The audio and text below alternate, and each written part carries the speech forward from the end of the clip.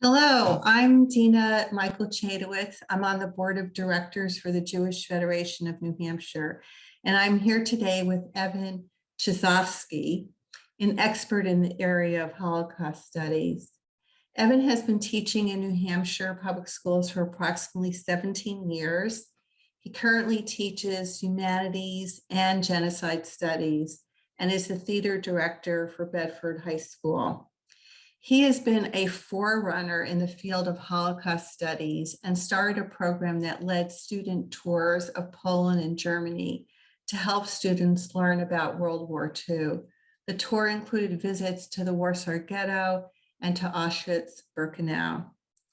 Evan is currently a member of the New Hampshire State Commission that was created to develop standards and policies to teach Holocaust and genocide education in public school.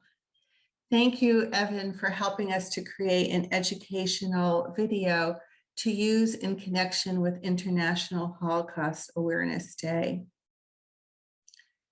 My first question is, what are the key takeaways from the Holocaust and from the circumstances that led to it that you would like for students to think about? Thank you for that introduction, Dina. A lot of my inspiration for teaching this material comes directly from students. The trip that I organized to Poland and Germany came from students asking if I could take them on a trip to investigate these sites a little bit more deeply. So my inspiration comes from them. One of the key takeaways that I've learned is not to use words like unfathomable or unbelievable when thinking about the Holocaust or describing it. To do so would deny in some way the fact that there are origins and methods and reasons for why the Holocaust happened. And those are really important to investigate. As we look through something like Genocide Watch, they categorize 10 stages of genocide. Some of them are classification, discrimination, polarization, persecution, and then extermination and denial.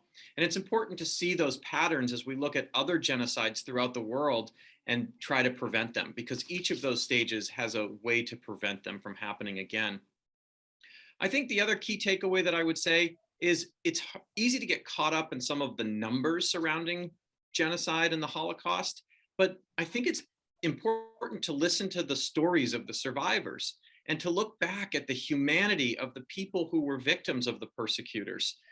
They had lives, they had brothers, they had sisters, they recreated in their countries, and that's where we can really connect to those stories. So think about that, and when we hear the stories of survivors, we then become witnesses to those accounts and can pass them on to other people, which is really important to keep those stories alive.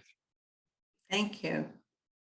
Evan, given your expertise in the Holocaust and in genocides in general, what words of advice or wisdom do you have for students? I think it's important to listen to one another.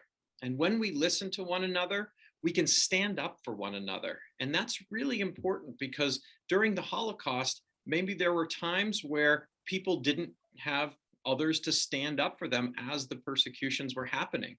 So if we can intervene in a way that helps other people in such a situation, that would be really important. I think it's also really important to think critically through the material that we research, through the news we digest, because one of the reasons that the Holocaust occurred was because of propaganda. And if we can sift through that and understand the misinformation, then we can prevent things from happening. Those are takeaways that I would suggest to students. Thank you. Evan, thank you so much for sharing your expertise and for your time today. It's very much appreciated. Thank you.